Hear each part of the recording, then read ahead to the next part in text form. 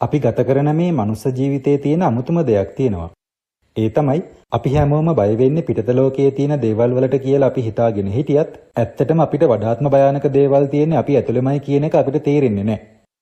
හිත ඇතුළේ එකට එකතු වෙලා තියෙන කෝපය, අසාර්ථක වීම, ප්‍රතික්ෂේප වීම, වැරදි තීරණ, නොකියපු වචන මේ හැම දෙයක්ම නිහඬවම අපේ හිත ඇතුලේ හැංගිලා තියෙනවා වගේම එක දවසක හඬක් නැතුවම පිපිරෙන්න බලාගෙන ඉන්නවා. ඉතින් අද වීඩියෝ එකෙන් අපි කතා කරන ගර් කියන මලයාලම් මූවි එකෙන් කියවෙන්නේ ඒ වගේ මිනිස් හැඟීම් වල පුපුරා යාමක් ගැන කතාවක්. මේ මූවි එක බලන සමහර අයට මේක සිංහයෙක් ගැන ස්ටෝරි එකක් වගේ පේන්න පුළුවන්. තවත් සමහරක් අයට සූ එකක් ඇතුලේ හිර වෙච්ච මිනිස්සෙක් ගැන සර්වයිවල් සිටුේෂන් එකක් වගේ පේන්නත් පුළුවන්. හැබැයි මේකේ ඇත්ත කතාව එතන නෙමෙයි. මේකේ ඇත්ත කතාව තියෙන්නේ මිනිස්සෙක් Tamanගෙම හිතට එරෙහිව සටන් කරන මොහොතක් ගැනයි. සිංහෙක් ඉන්න කූඩුවකට ඇතුල් වෙන එක කියන්නේ බැලූ බැල්මට පිස්සු තීරණයක් වගේ පේනවා තමයි.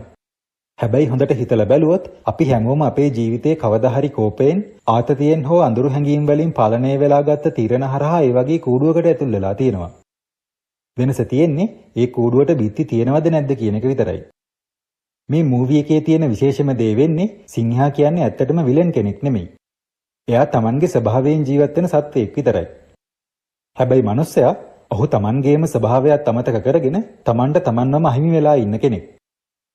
ඒ නිසාම මේ මූවි එක පුරා යන ගැටුම සත්වයට එරෙහිව නෙමෙයි Tamanටම එරෙහිව යන සටනක් බවට පත් වෙනවා. මේ මූවි එකේ නම වෙන ගර් කියන්නේ සිංහයාගේ ගර්ජනාවක් කියලා අපිට එකපාරටම හිතුණත් ඒ ගර්ජනාව සිංහයාගෙන් එන හඬක් විතරක් නෙමෙයි.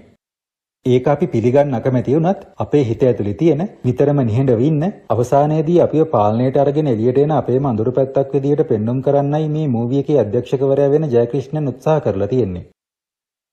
ඔයාලා දන්නවද මේ මූවි එකේ තියෙන විශේෂම කාරණය තමයි 2018 වසරේදී ඉන්දියාවේ තිරුවානන්තපුරම් ප්‍රදේශයේ සත්ත්ව උද්‍යානයක සිදු වුණු සත්‍ය සිදුවීමක් තමයි මේ මූවි එක නිර්මාණය කරන්න මූලික වෙලා තියෙන්නේ. මේ ෆිල්ම් එකේ ප්‍රධාන චරිත විදියට කුංචාකෝ බොබන්, සුරාජ් වෙන්ජරාමෝදු, රාජේෂ් මාධවන්, ශ්‍රුති රාමචන්ද්‍රන් සමගින් අනගා මරුතොරා රංගනයෙන් දායක වෙනවා. කොමඩි සහ ඩ්‍රාමා කියන කැටගරි වලට අයත් වෙන ගර් මූවි එකේ දාවන කාලය පැය 1 මිනිත්තු 59ක් වෙනවා.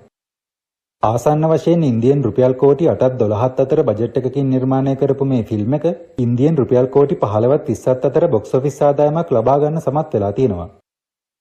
ලොකු කුඩා ભેදයකින් තොරව නරඹන්න ගැටලුවක් නැති වුණත් මේක ළමුන් සම්බන්ධ චිත්‍රපටයක් නෙමෙයි කියලා සඳහන් කරන්න ඕන. රේටින්ග්ස් පැත්තෙන් බැලුවම 4.2ක IMDb රේටින් එකක් ලබා ගන්න සමත් වුණ මේ චිත්‍රපටය ඔඩියන්ස් සහ ක්‍රිටික්ස් දෙපැත්තෙන්ම මික්ස්ඩ් පොසිටිව් රෙස්පොන්ස් එකක් තමයි ලබාගෙන තියෙන්නේ. ප්‍රේක්ෂක ප්‍රතිචාර එහෙම වුණත් ගර් මූවි එක කියන්නේ හිතේ නිදහසේ විනෝදයෙන් නරඹන්න පුළුවන් මලයාලම් සිනමාවේ තවත් සුන්දර නිර්මාණයක් කියලා මම සඳහන් කරන්න කැමතියි.